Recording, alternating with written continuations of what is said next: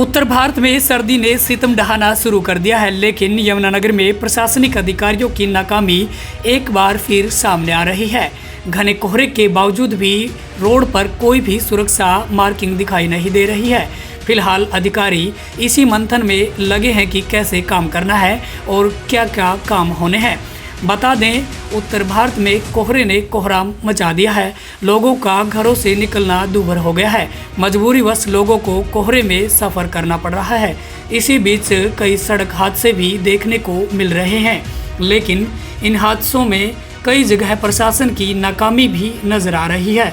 यमुनानगर में भी कोहरे से लोग परेशान हैं। इसी बीच सबसे ज़्यादा परेशानी वाहन चालकों को होती है, क्योंकि कोहरे की वजह से विजिबिलिटी कम हो जाती है और हादसों का खतरा बढ़ जाता है।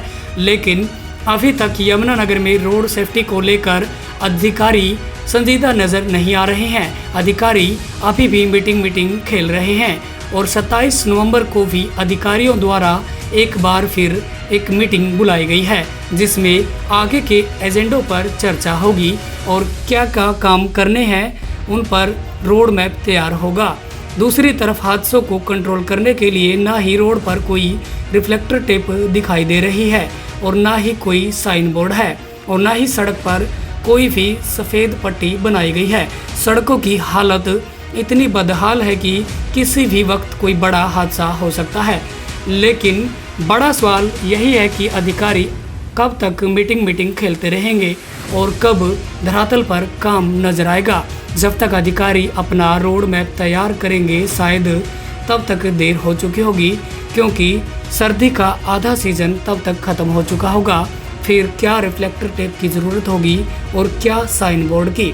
सड़कों पर आवारा पशु घूम रहे हैं। प्रशासन का कहना है कि उनके गले में फ्लोरोसेंट टेप भी डाली जाएगी, लेकिन वह कब। क्या कहते हैं एसडीएम जगाधरी सोनूराम, आइए आपको सुनवाते हैं।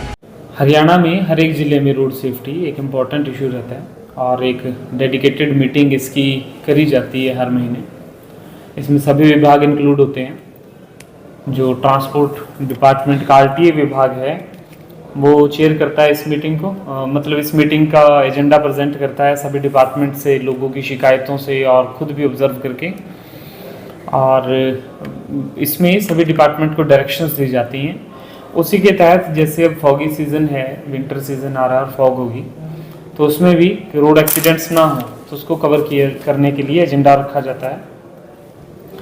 अभी फ़िलहाल आरटीए विभाग की 2 टीम्स काम कर रही हैं और उनका कार्य ये है कि जितने भी आवारा पशु हैं उनके गले में या उनकी बैली पर किसी तरह से फ्लोरोसेंट स्टिकर्स या फ्लोरोसेंट बेल्ट्स डाली जाती हैं, ताकि फॉग के अंदर लाइट पड़े, रिफ्लेक्शन होकर वो दिख जाए पशु और किसी का एक्सीडेंट ना हो। दूसरा, पीडब्ल्यूडी विभाग को भी रोड इसके लिए रोड मार्किंग के लिए ऑर्डर्स जारी किए जा रहे हैं कि फ्लोरोसेंट रोड के ऊपर जो मार्किंग होती है, ताकि लोग जो है उनको फॉग में चलने में दिक्कत ना आए और अपने गंतव्य तक पहुंच सकें।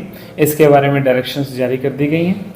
और पॉट होल्स और जो डैमेज्ड साइड रेल्स हैं कहीं पर, या डैमेज जो कहीं पर भी रोड्स हैं, उनके बारे में भी पीडब्ल्यूडी को डायरेक्शन दे दिए गए हैं। इन सब का एक डिटेल्ड रिव्यू करना है, उसका एजेंडा जारी किया जा रहा है और इस मंथ के एंड में ऑलमोस्ट एक मीटिंग रखी जाएगी इस सब का रिव्यू करने के लिए।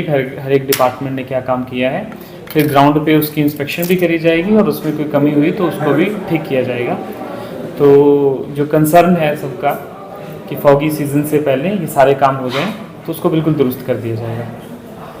टीम्स एक्टिव हो चुकी हैं। अभी दिवाली के बाद थोड़ा सभी टीम्स बिजी थी, जो पराली जल रही थी उसके बीच में, और कुछ एक जो छुट्टियां वगैरह आ गई उसकी वजह से कार्य डिले हो गया। लेकिन अब टीम्स को एक्स्ट्रा लगा के और दिन रात में करके इस कार्य को जल्दी पूरा करेंगे।